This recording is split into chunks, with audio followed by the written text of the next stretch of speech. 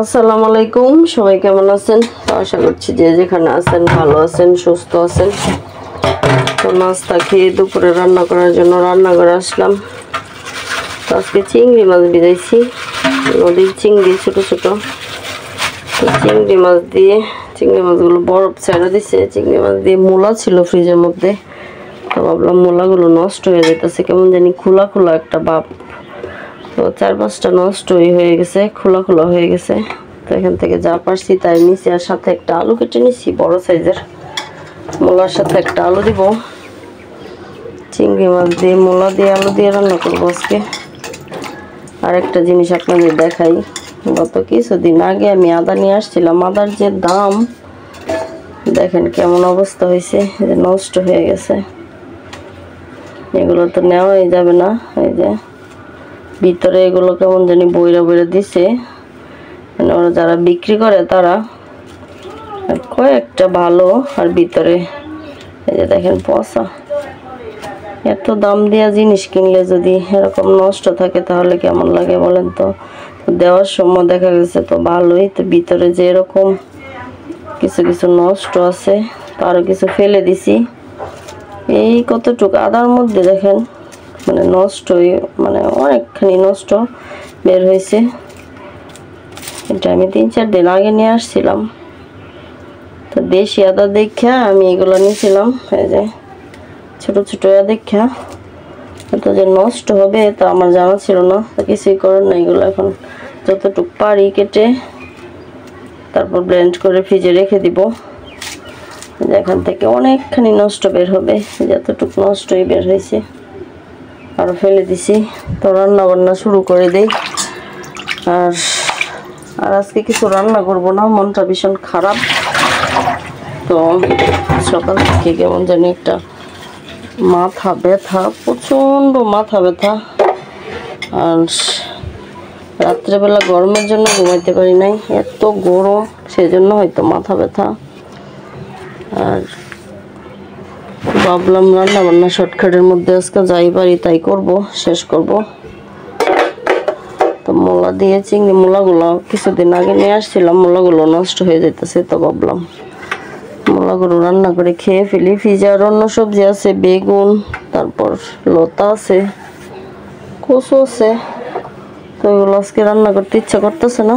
তো মূলা আর আলু কেটে নিছি, তো ছোট চিংড়ি দিয়ে রান্না করব। আর তরকারিটা বসায় দিয়ে এগুলো এখন কাটবো, কেটে কুটে তারপর ব্লেন্ড করে ফেলবো। আদাগুলো দেখে মনটা নষ্ট হয়ে গেছে। মানুষের সাথে এরকম ভাবে প্রতারণা করতে পারে, কেমন ভিতরে নষ্টগুলো কেমন ভাবে ঢুকায় দেয়। এত দাম সবজি বাজারের, তারপরে যদি এরকম হয় তাহলে কেমন লাগে বলেন তো। যাই হোক, কিছুই করার নাই, অনেক বক করে ফেলছি।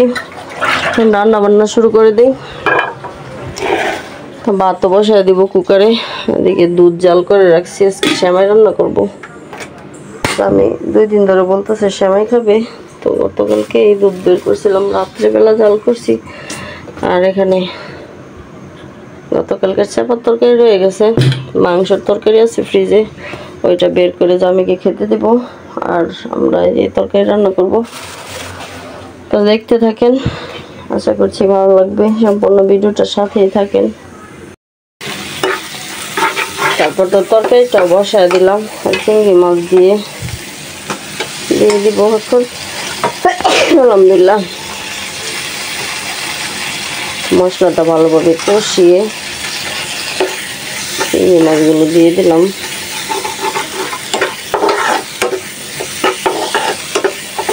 এখানে সামান্য একটু রসুন বাটা আর হলুদ, মরিচ, ধনিয়ার গুঁড়া দিছি শুধু।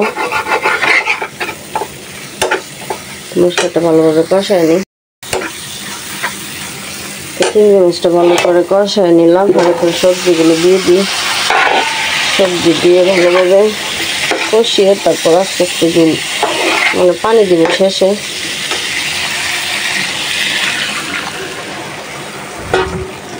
তো কষানো হোক। আর মূলাটা জানি কেমন সিদ্ধ হয় জানি না এখনো। তো মূলা তো দেখা গেছে বেশ কিছুদিন আগে আনা ছিল ফ্রিজে আমার, সেজন্য বুঝতে পারতেছি না।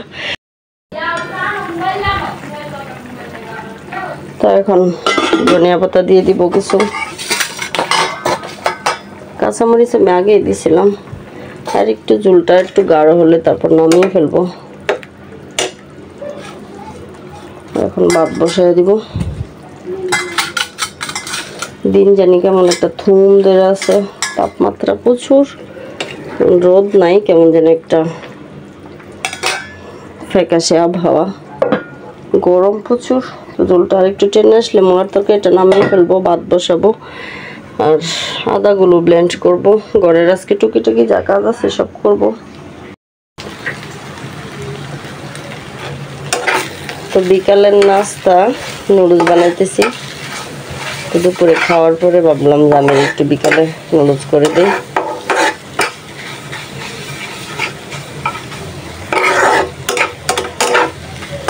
তো আমার ছেলের তো নুডলস অনেক পছন্দ, সকালের নাস্তা হিসাবেও দেখা গেছে বেশিরভাগ সময় নুডলস খেয়ে ফেলে। আর বিকালবেলা তো দেখা গেছে বাহির থেকে অনেক খাবার কিনে খায়। তো আজকে ভাবলাম বাহিরে যেও না, বাসায় তোমার নুডলস করে দিই। তো নুডলস বানানো শেষ, আমি এখন দিয়ে দিব। এখানে শুধু একটা ডিম দিছি, ও পেঁয়াজ কাঁচামরিচ কিচ্ছু খায় না, তারপর আমি একটা কাঁচামরিচ দিছি। এমনিতে ডিম দিয়ে শুধু খাই।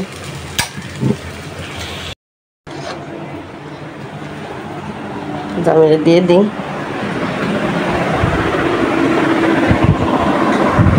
জামি নাও। আর বাইরে কেমন একটা আবহাওয়া আপনাদের দেখাচ্ছি, মানে দিনের অবস্থা অন্ধকার, মনে হয় বৃষ্টি পড়বে এরকম একটা ভাব।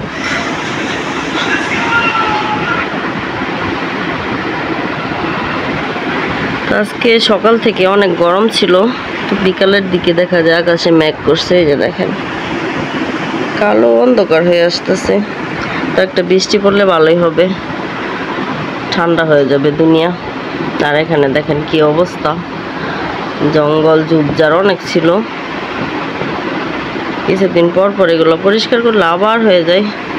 এখান থেকে অনেক মশা রুমের ভিতরে আসে।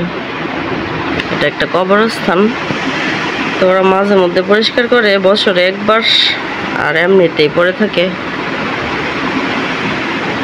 তো আজকের মতো এই পর্যন্ত বিদায় নিচ্ছি, সবাই ভালো থাকবেন, আল্লাহ হাফেজ।